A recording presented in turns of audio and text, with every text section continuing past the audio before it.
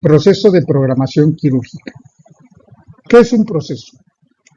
Es la secuencia ordenada de actividades repetitivas cuyo producto tiene valor intrínseco. Todo proceso tiene características objetivas que permiten su evaluación homogénea. Para normalizar un proceso, se deben considerar los siguientes puntos: conocimiento del proceso, la complejidad de los procesos a formalizar, los riesgos de incumplimiento o funcionamiento no predecible, y muy importante, la seguridad de los pacientes y el personal. En esta lámina vemos el mapa del proceso de la atención quirúrgica de las unidades hospitalarias, en donde las entradas son los pacientes de la consulta externa que se programan para cirugía, los pacientes que se ubican en las áreas de urgencias o los pacientes de hospitalización.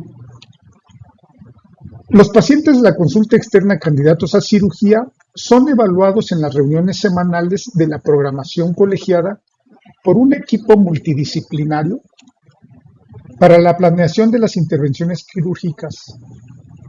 Para la adecuada atención de los pacientes en la unidad quirúrgica se deben considerar siempre el uso de las salas quirúrgicas, la atención del paciente dentro del quirófano, enfatizando el protocolo de cirugía segura y, muy importante, los registros de las fuentes de información.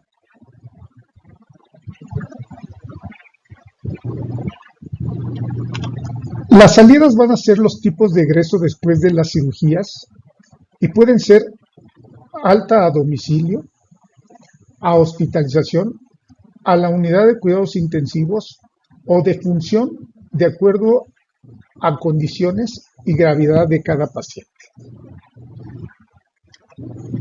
Siempre se tienen que tener en cuenta los puntos críticos que se pudieran alterar o que pudieran suceder y alterar el flujo del proceso, que en su mayoría están dados por falta de la supervisión directiva y operativa.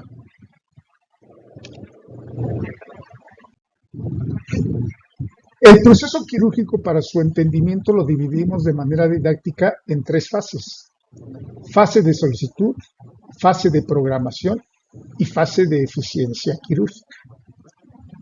La fase de solicitud inicia al momento en que el cirujano completa el protocolo prequirúrgico y se firma la solicitud de intervención quirúrgica. La solicitud del procedimiento lo supervisa el jefe de servicio, quien verifica el protocolo y autoriza mediante firma autógrafa.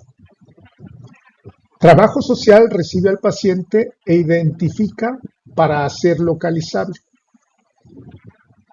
El jefe de servicio realiza la lista de pacientes con solicitud quirúrgica considerando fecha, diagnóstico y vulnerabilidad de cada paciente para su priorización, la cual es analizada en las reuniones colegiadas de programación quirúrgica semanalmente.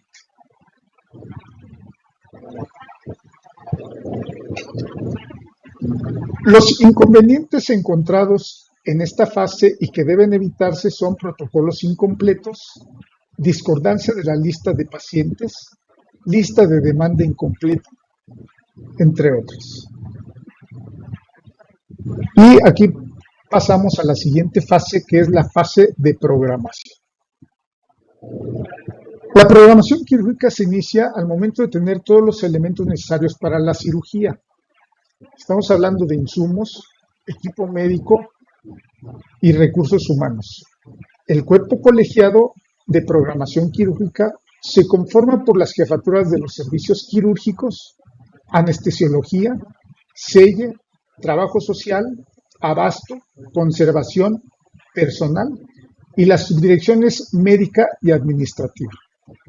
En la reunión colegiada semanal, el jefe de servicio presenta la lista de pacientes con las necesidades para su intervención. La lista se presenta al jefe de abasto y al subdirector administrativo, el cual identifica y señala el material e insumos con los que se cuenta, así como las claves agotadas y próximas a agotar en una semana. Dicho listado se analiza con el jefe de selle para identificar en el mismo listado los pacientes factibles de operar, considerando la existencia de insumos. Una vez hecho el análisis, se obtiene la lista de pacientes factibles a operar y se depura la lista de pacientes en espera de programas. Conservación. En consenso con jefe de anestesiología, presentan ante el cuerpo de gobierno colegiado el número de salas funcionales considerando el equipo médico funcional, la estructura y temperatura adecuadas. Personal en consenso con jefaturas involucradas presentan número de salas que tendrán personal completo. Una vez que se cuenta con el número de salas funcionales, se distribuyen los pacientes para su intervención considerando su prioridad. Los inconvenientes se dan cuando el personal no se presenta en las reuniones colegiadas, cuando hay la falta de insumos, limitada participación de los servicios administrativos, falta de cobertura de personal o no se presenta el paciente a su cirugía. El objetivo de una adecuada planeación de la programación quirúrgica es abatir la suspensión de las cirugías programadas.